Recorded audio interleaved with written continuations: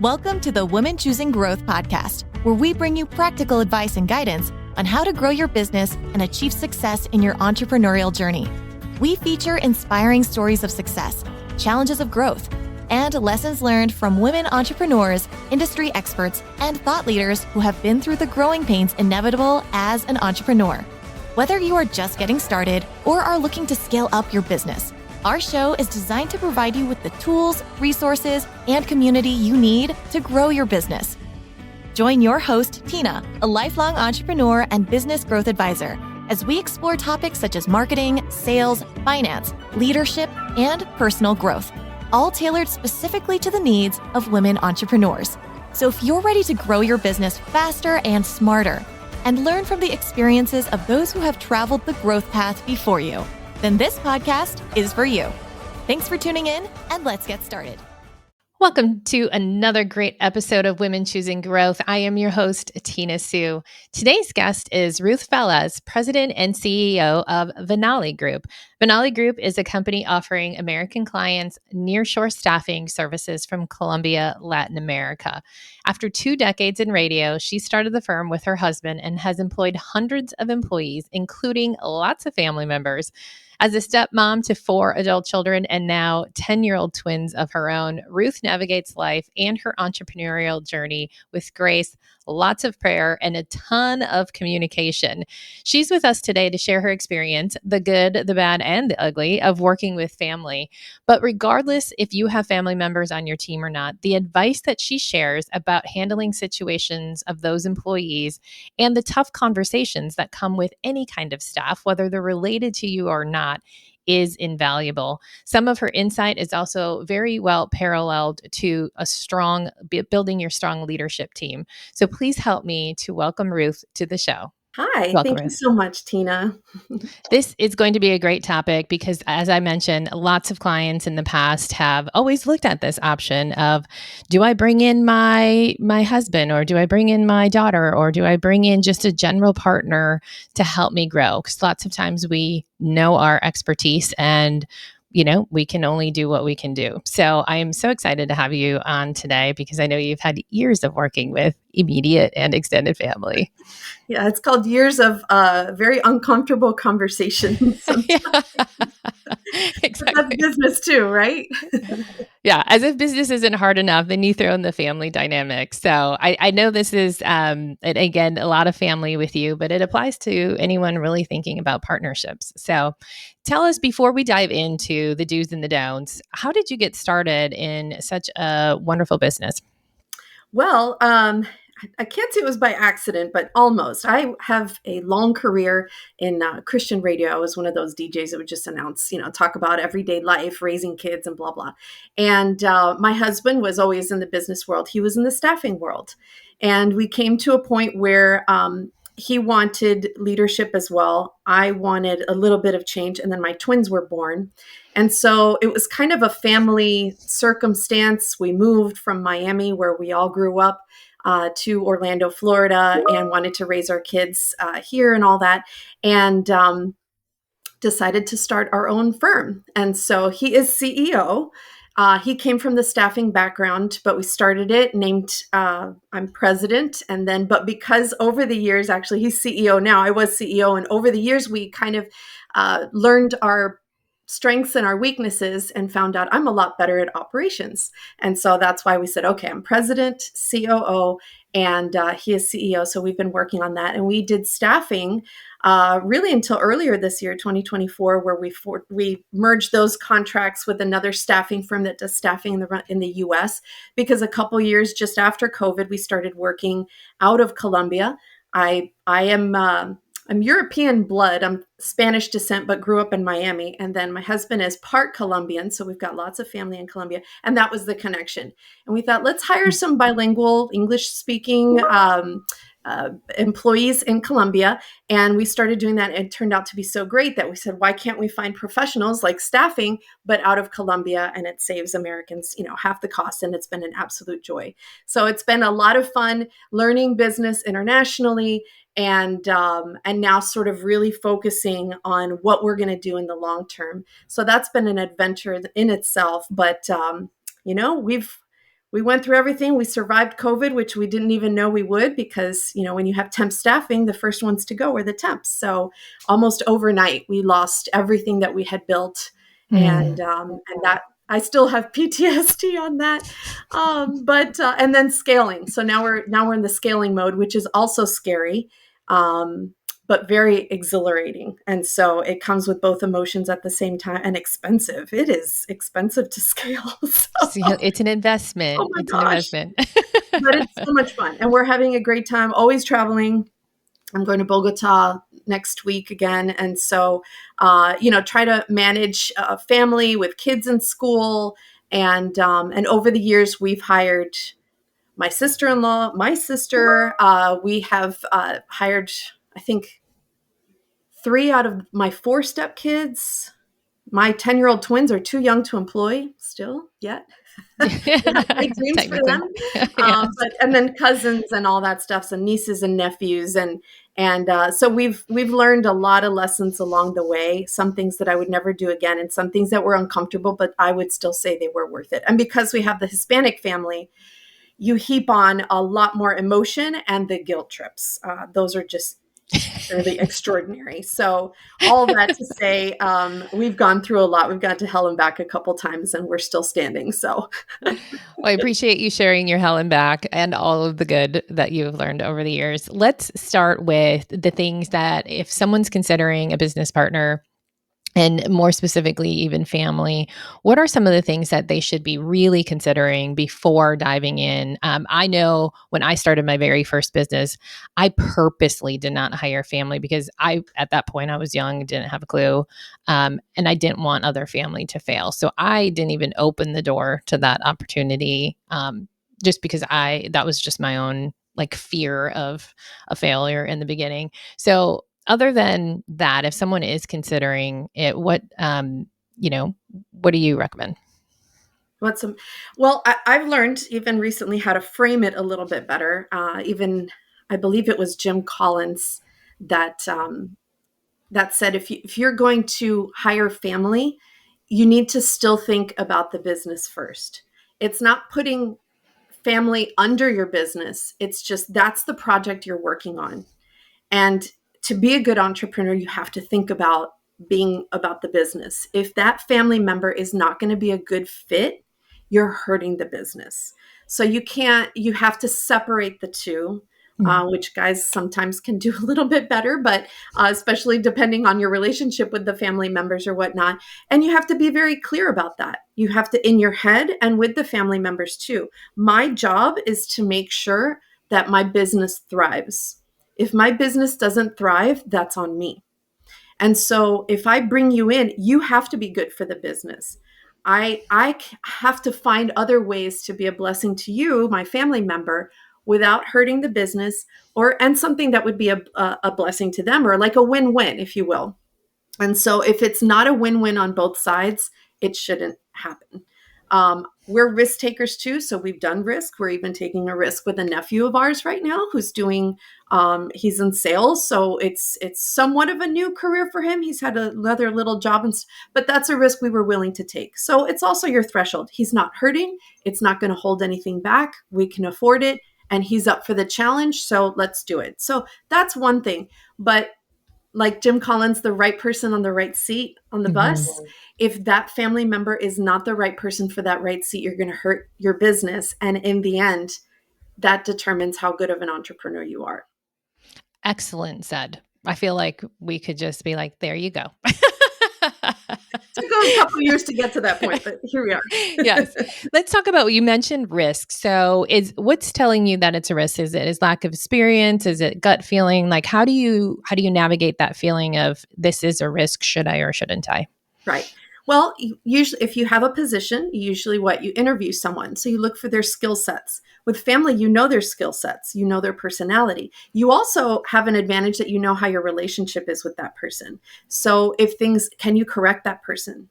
I've even had to fire my kids. That was uncomfortable, because we'll dive into that. Yeah.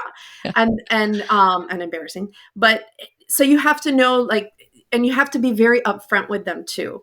I have a friend also who she hired her mom, like part-time to do something, and it wasn't working out in the office. And her mom mentioned something like, hey, well, then let me help you pick up the kids. And then it dawned on her, like, well, I can keep my mom on payroll. She can pick up my kids, and she can even have dinner for me ready at the house. But she made a contract out of it. And I thought that was brilliant. And so she said, these are the terms, Mom. You are doing this for money and I'm paying you. You're going to do it with a lot more love because you're my mom, but you need a job. And I am more than happy to have someone and pay you a fair wage for you to work for me. But I'm going to put this in writing. And just the act of putting something in writing, which I haven't done very often, I'm learning to do that better too. But the act of doing that kind of makes it a little bit more official and keeps the lines pretty clear. And that where I can see you at a family function and, okay, you're my mom or you're my niece and you're my sister-in-law right now. But in work, you're my employee, and you have to know that if I have to correct you, that's my role. And being very upfront with that, because when the lines are clear, it's just more comfortable for everyone, and everyone can do a better job for the business. I'd imagine, it makes sense when you say, "Hey, you're my sister at the family function, but you're my employee at work." How is it handled when you might be at that family function and the sister's blurring the line or the family member's blurring the line? How do you handle that? That you just need grace. Sometimes you just have to navigate the waters, and you have to think of what's more important, and sometimes what's more important at the moment. And then sometimes you have to be very upfront. I've had to have very hard conversations like, look, you're asking me this because of the advantage of me being your aunt. And no employee would even dare to ask me for this favor, Mhm. and I recognize that. And you have that privilege because you're my niece. But I, as your employer, have to say no. And as your aunt, I have to say, but I'm going to try on the side to see what I can do, you know? And that was a very uncomfortable conversation for me to have with one of my nieces that I did. And I was like, never in a million years would an employee even think about asking me for that, you know? Mhm. But it happens, and it's the reality. So you have to navigate it, and it's not clear cut. You're in murky waters, and you just have to get through them without ruining the family relationships, because I also believe like the family is going to keep going. So don't destroy your family for business. That's the saddest part, is when families break apart because of business. It's like, well, no, you can have frank conversations and even disagree. And can you have enough grace to end well and to Mhm. come to terms and say, all right, maybe we need a little bit of a break and not see each other at family functions for about 6 months, but then be brave enough to go back and say, all right, let's mend this now, and let's not let the whole family fall apart because of a business deal. Because you know what? I'm not taking the business to my grave, but you're going to stand at my grave. At least I hope so, So Mhm. that's at least my thinking. One of the things you just mentioned too have nothing to do with family, because it also happens in when employees just treat you like a family. When you get too close to your employees and they start to ask for things that they would, as a regular employee who doesn't feel like your BFFs with the owner, would never ask for those things. Because I've literally experienced that in my business in the first years. I've talked about it before, where I got way too close with my staff, Yeah. and they would ask for things like, "What are you kidding me? Like, Yeah. we're not even family, nor should you even be asking me that as the owner of this business." So yes, that kind of the same dynamics can apply. And that's a very difficult thing, because even in our firm, we have we work really hard to have sort of a sense of family. I think we're Mhm. outgrowing that. But for many years, through all the staffing years pre-COVID, I mean, we were an extremely united staff. There was like 15 of us, and we were literally like family. And when COVID happened, that's where everything imploded, but you work so hard for that family atmosphere, and there's pros and cons to it. And I'm not the expert at that still. I think I don't know if it's, my husband and I grew up in missionary homes or pastor homes. So we also grew up with a posture of always serving, always helping, going the extra mile. And that we have seen that very clearly go into our business practices too, where sometimes we're extra flexible with clients or vendors or things like that. And at the end of the day, we've paid for it dearly. And even with employees, where sometimes you just have to put the line to keep the lines clear and know Mhm. that you're going to upset them. But again, your job is to make sure that the business thrives. And you have to verbalize that. and I think sometimes if you verbalize it and say, I'm acting in my role as CEO right now, and I have to do this for the sake of the business. But Mm-hmm. Ruth, as a person, wants to tell you that I absolutely love you. It's like firing one of our good friends. We had to downsize significantly, and it took him months to find another job. I said, well, I can't help you, but I'll do referrals. I'll do this. And we were doing all these things on the side, but he understood also, because we were very upfront, like, we can't afford it anymore, Mm-hmm. and it just sucks, but I have to do my role as a CEO, and then I'll do my role as a friend, and please dance with me through these lines, and just be upfront with it. That's what's helped us sometimes in difficult times. Communication seems to be number one priority in all of these Yeah. dances, as you say. Yeah. They're hard too. Yeah, yeah, not easy, but No. let's talk about finding the role. You had mentioned that you originally were CEO and then you found your groove. So, with you and your husband, it's very similar to if someone else is bringing on another partner or had started the business with another partner. I know one of my mentors was herself and her daughter started a business, and I watched their dynamics, and very similar to you, they had completely different skill sets. So if someone has a partner that it's not running as smoothly as they'd like, what are some of the things that you've learned through that trial and error that they should be looking at or discussing to make sure that they're both super happy in their roles and doing what's best for the company? Yeah. I would say, first of all, know your personality. Take the person, pay for them if you have to, but get your personality down packed and figure out what skills you have and which ones you like. Because there's jobs that you're always going to have things you don't like, but you have to do. Mm-hmm. Especially if you're on the top, the goal is eventually to only do what you like. I mean, that's why CEOs have such a rainbow of personalities, because you can be CEO and have any personality because you just hire someone else to do what you don't want to do. And Absolutely. I'm reading a book called Second in Command. Um, and Cameron, oh my goodness, his last name is skipping me right now, but it's fantastic. And it's really about that. It's your goal is eventually just to do what's fun for you, because then business is fun. And that's why you got into it in the first place too. But if you're Mm-hmm. going to start with a family member, do your personality test, laugh about them, go back and even see like how your personalities have interacted throughout the years, and then try to define, okay, if you're good at this, this would be a good role for you. And if you're good at this, this would be good too. Obviously, since I started with my husband, I was always more administrative. I come from a legacy of administrators, and he's always in sales.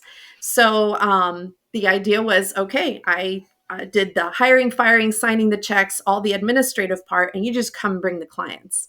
And Mm-hmm. then over time, things started to change. Since he's meeting with clients, he had a little bit more foresight. He could see things more in the future, and I was noticing that. And I'm like, well, and on the other side, I'm able to see the future more operatively.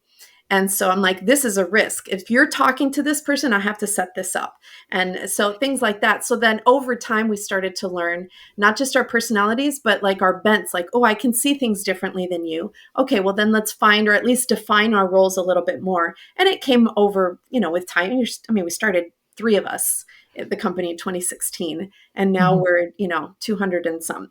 Yeah. So, your roles are going to change with time, but I would say that kind of write down, okay, what would you be in charge of? And know that your different roles and your different personalities are going to clash. And that's actually healthy. And I say that to my staff all the time. I'm like, this is the healthy tension we live in. Every department has to fight for their own department, because collectively, as we fight for it, or we interact, not so much using the word fight, but if we're all kind of holding to our guns, the company is better for it. I want to hear what accounting thinks about this. I want to hear about legal, but sales has their point too. If I'm going to clip sales wings because accounting doesn't think we can afford it, I'm like, then I'm never going to grow. But if sales is going nuts and offering things I can't ever do, then I need HR to speak up, so that's where your meetings are very key. And to know that everyone is going to have differing opinions. And if whether you hire family or not, everyone kind of holding to their own makes for a better company, but having that very open and very apparent in your team. Like, it's okay that we disagree on this. In fact, we're better because we disagree. So someone has to make the final decision. Sometimes it's a CEO, or sometimes it's just a consensus. Okay, I don't agree. This sucks for my department, but I get it. I see the big picture, and let's move on. Mm-hmm. I love that. That was very well said and so relatable for so many businesses. Yeah. Yes. You got to get Yes. along with people too, and know that, that's just part of growing as a business. Yes. Healthy tension, right? Yes. That's the Yes. good way of saying it. Mm-hmm. And what you said there about the personalities, I know I've worked through, and I'm glad you kind of validated that for me. Some of my clients have hired their, executive, that is their left-hand lady or, left-hand person in their business for the first time. And we've literally gone through that and wrote down all the major tasks in the business, check marked, like which ones do you want to do, which ones you don't, and then wrote the job description for that executive or partner, doesn't, whoever is going to be sort of second in command, like a CEO, and wrote the job description based on those things that are not the strong suit of the CEO or the owner of the company. So you validated that is kind of it seems so simple, just like, what? I just need a notepad or a journal and journal my happy places. Yes. Yes. Yeah. And, and sometimes you'll even come to a point, whether it's family or not, sometimes you just need to find the right person. Like, I can get along with someone like this. Their personality is different, but I just need you. I've had many hires where I'm like, I don't even care what you do in my company. I need you in my company. And are you flexible enough to like create your job as you go along with me? And so I'm being very open about that. And so I'm hiring you. This is your rate. This is generally what I need you help with. But are you okay with being flexible enough? And I can just start throwing back and forth. And then, in 6 months, let's go back and maybe start putting a job description. But everybody thinks that entrepreneurship is such a clear path, and that, oh, do you have a job description at every single thing I'm going to do? It's like, no, I'm figuring this out every day. I have problems every day that the buck stops here. And so I need you to have an approach, like just be flexible with me and grow with me.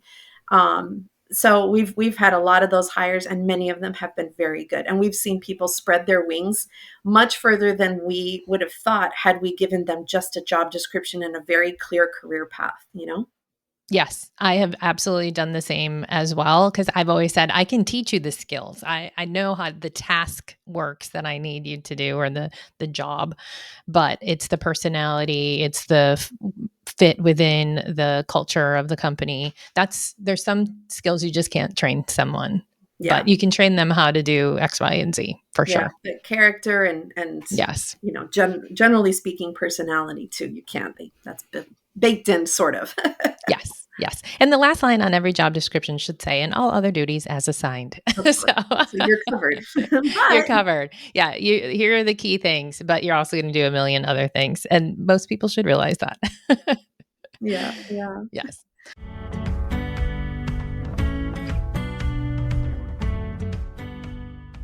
Are you an accomplished woman business owner with a story to tell? Do you crave a platform where you can share your journey, the good, the bad, and the ugly? Hey everyone, it's Tina here. If you're fans of the show, then you know we are a show that celebrates the strengths and resilience of women entrepreneurs just like you. As we're getting this podcasting community going, I thought it would be fitting to extend an invitation to apply to join me as a guest on our Top 100 podcast platform. I started Women Choosing Growth because I believe that real growth happens when we come together and share our expertise and our experiences. We want to hear your inspiring stories, the challenges you face, and the lessons you've learned on your entrepreneur journey. Whether you've triumphed over adversity or faced setbacks head on, your story has the power to inspire and empower other women just like you. This platform is for you to showcase your achievements, highlight your expertise, and create meaningful connections within our community. So if you're a fearless woman business owner, unafraid to open up about your path to success, we want you on our show. Go to www.womenchoosinggrowth.com and join our community. From there, you'll be given the chance to fill out the short application. If you believe that you have a story to share, then why not? Once again, it's www.womenchoosinggrowth.com. I can't wait to feature more amazing and talented women in this community. Now, back to the show. Okay, so we've talked about you defining your role with your husband, and how in the world did you grow in such a short time to 200 employees? That seems very exhausting. Although I had just under 200 employees at one point too, so I know how exhausting it can be. But what can you share about Yes. the growth of that, and especially when you threw in a couple pieces of family in there? Yeah.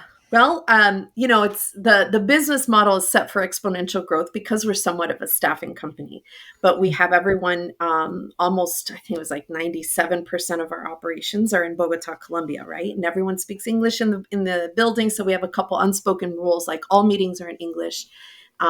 Things on the walls are all in English. But obviously in casual conversation, people switch to Spanish and their first language and all that. But a lot of those employees are also people that we've hired to help our clients as well. So that's why we've been able to scale. But we've scaled internally as well, just because the need has been there, and it's been a challenge, but also very exciting. I mean, we're the experts at finding good talent, vetting them, and then making sure, what we want our secret sauce to really be is not just finding the right talent, but keeping them happy and making sure that they're happy in our offices, that we have our parties and we've got, and it's a constant grind to make sure that you have a good atmosphere and that there's a healthy tension in the air so that they continue to work hard, but then that they're very appreciated,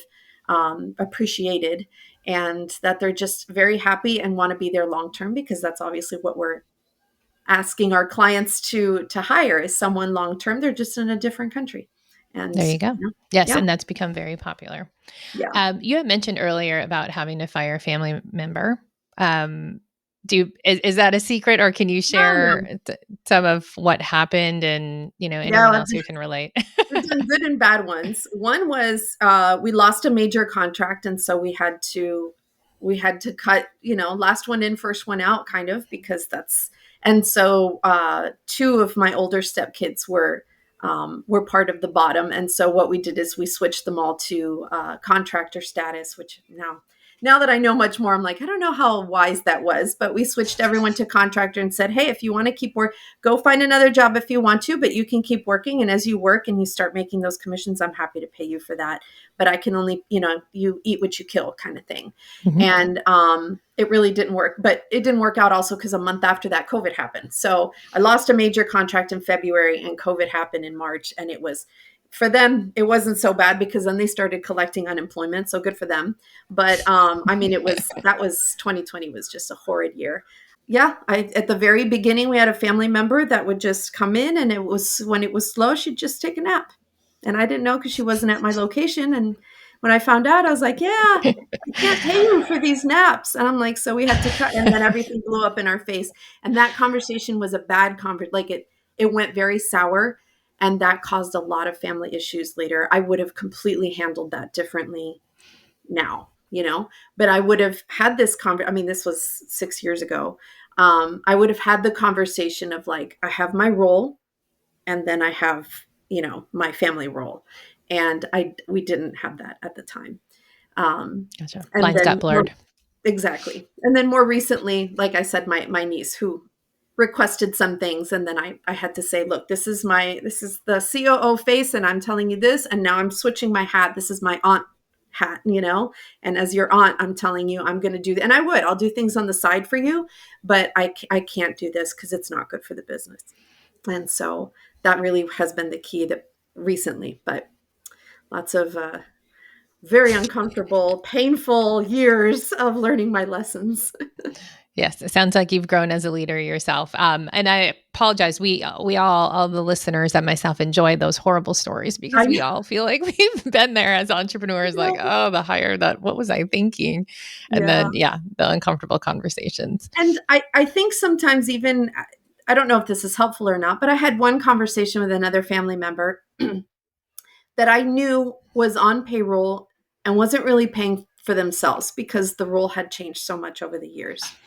But we decided, she's been so loyal and she's good to catch anything that I throw her way, and I can afford her on payroll, and it's a decision that she's fine. I'll find something for her to do. She's going to stay there. And that's like a family decision, if you will.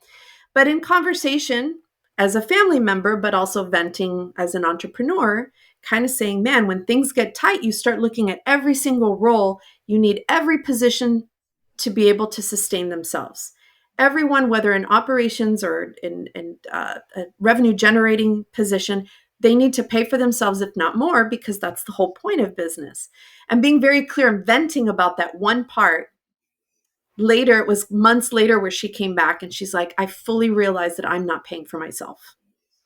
And she came back and said, she said, I'm dealing with a health issue, so I'm gonna quit because of a health issue. But I knew it wasn't it was a little bit of a health issue, but she could have kept going. It was, I think, the guilt, because I said that in frustration.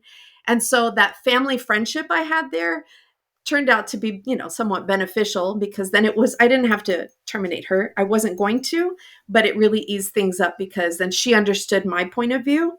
Mm-hmm. And I didn't have to go down that So that was a very advantageous circumstance that I went through. But I think sometimes, even as a family, you can vent that. I think you can be mm-hmm. transparent of how hard it is to be an entrepreneur. Let them understand your point of view. And if they have a heart, maybe they can say, well, are you okay if I just look for another job? And because the other thing is, they feel loyal to you too. That's what I also found out, that some, and not just family, but anybody, some people they know they're not paying for themselves, but instead of coming to you and being a little bit upfront, like, hey, I know that I'm not paying for myself, and I know that work is, things are declining. Are you okay if I look for another job? I just don't want you to feel that I'm going to betray you. That can be very sticky. But there's one employee that specifically said, I wanted to do that 6 months ago, and I chose not to do it. And we ended up having to terminate him because we couldn't afford him. And he lost 6 months of trying to find a better job, where he could have done something that would have been mutually beneficial, So mm-hmm. that's just, again, navigating those murky waters of, as an employee, what do you do? Because that could backfire on you as well. If somebody came and said, hey, I'm looking for another job because I know, things are going sour, you might just say, well, if you're looking for another job, goodbye, which you're totally in your right to do as well.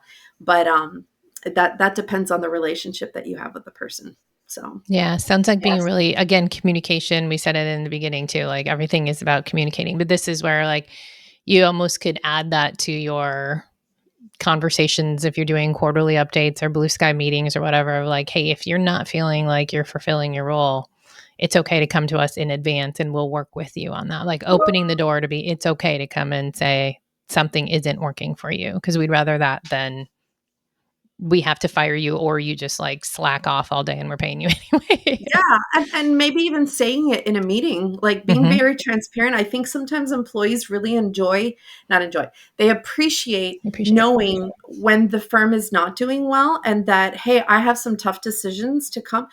But you have to be very wise with that too, because you don't, if people are scared for their jobs, they get really weird. And yes. We've been through that too.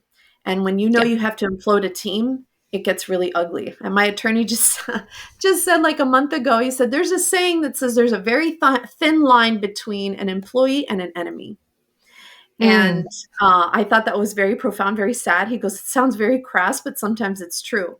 So how you navigate those, again, it comes down to relationship, but those people who are more like family than they are employees, that's where then you have to verbalize again, like, guys, I have my role to fill. Business is business. And I wish it wasn't that way, but I have a bank balance I'm responsible for, and profitability, and I have a business and clients that are counting on me. And so I'm being irresponsible if I continue to allow this to happen. And I'm sorry, but the consequence is that you're going to be hurt. But as a friend, as a person, and many times when I've had to terminate people, I'll say, look, I'm taking off my boss hat now, and I just want to talk to you as a human being, that I care so much for you. I don't want any harm to happen to you. I wish you the absolute best. And if I can even do a recommendation, I would gladly do that. Even if things got a little bit, I'll do the best that I can as a person, because I so much care for you. And I want you to fully trust that part of me, but I have to fulfill my role as a CEO or entrepreneur in this way.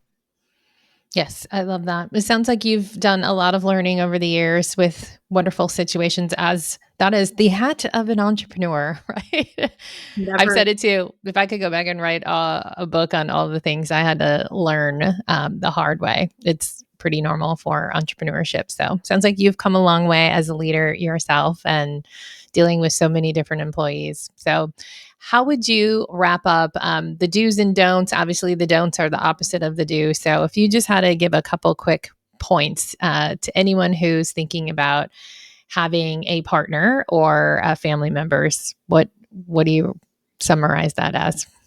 Yeah, I think I would probably take my friend's advice, put everything in writing. There's something about putting stuff in writing, even if it's bullet point. These are the understanding ground rules for this new working relationship that we're going to have. You know, at the end of the day, family comes first when it comes to our relationship, you know, or our emotional relationship. Number two, we talk about business, but we will separate that. You know, that's hard to do. When you get money involved, things get really sticky too. But those points, just very obvious stuff, the good things and the bad things, put it in writing and have a very frank conversation about it at the beginning and say there will, and forecast the discomfort. We're going to have uncomfortable moments. I might have to correct you, you know, are you going to be mad at me at the family barbecue because I had to reprimand you the Friday before?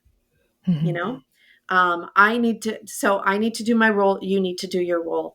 And, but I love you, you know, and I want to be your friend, or I want to be a good family member to you too. And we agree that we're going to navigate these murky waters, but as best as we can with these categories. I think I would be very upfront, put it in writing, even have something like an agreement. If we Mhm. disagree, we're going to do this, and just sign on something silly. It doesn't have to be so corporate or anything, just like a family document. That's what my friend too, I don't care, just put it in writing, even 2 sentences. Here, sign here. Okay, Yep. we agree that, you know, I'm going to pay you $40 a week so you can have a Starbucks, and this is my personal money to you, but it's also a thank you for the, you know, whatever. But put it in writing, and that will help out. And don'ts is always hear their side. I think don't assume everything too. Mm. I think I did that a couple times where I was just so mad that we made decisions, and we didn't even give them the chance to defend themselves. That goes for employees, for anybody, but even for family members, because you're more comfortable with being upset too. They know what you look like when you're upset. You know, they've They seen see it coming, you probably. good times and bad times, so then you want to lash out. But I would say, as much as possible, don't destroy the family because of your business either. You know, I know Mhm. your business is your livelihood, but your business is not going to be near your gravesite. Your family will, you know. And as much as possible, try to protect that. I think it is possible. I mean, I have stepkids, so obviously there's even an ex-wife involved. We've had all kinds of sticky situations. So just get really good at being diplomatic, not so dang personal. Don't take everything personally all the time. Try to get better at putting things in the right category, um, and being a human when you need to be, and being an entrepreneur when you need to be, and be very wise at defining those lines. Because if it's all blurred up, and you have to be the one to do it as the entrepreneur, you can't Mhm. expect your family members, if they're not entrepreneurs or even leaders, you can't expect them to be the mature ones. I think you should always take on the task of being the mature one in the room, because it comes with the territory and because it's good for you. Yes. Separation and leadership. Yeah. Yeah. But at the end, you're a human being too, right? And don't Mhm. forget that. Of course, you can be raging mad and go home. Okay. It'll take you a week to get over that. You know, have a couple glasses of wine, you'll be fine. You know, you know, Therapy. and talk, yeah, be wise with how you handle it with your family, and find a way to vent and have someone trusted that you can talk about. And sometimes just talking about it with someone else that's not family can be helpful as well. And find ways so that you can navigate those murky waters, because it does. And for me, I do a lot of prayer and talking to my mom. Moms are the best. So Moms are the best. yes. Ruth, appreciate everything today. If someone wanted to just vent with you about family, or if they wanted to reach out and learn more about having offshore staff, how would they reach you? What is the best way? Yes. I'm on LinkedIn if you want to find me there, or my email is rvelez@venaligroup.com. So more than happy to, I'm email heavy. So I will Okay. catch emails, and better than phone calls and texts. So I'll just We encourage will share that that in way. the show notes then, so they can Yes. easily, have conversations with you about the family dynamics. Yeah. Yeah. It's not easy, but we're Christians, so we've learned a lot from the Bible as well, and how to maintain peace and how to address very difficult conversations. There's an order to it, so we have found a lot of wisdom in that, and just growing in patience and wisdom, and just a lot of grace.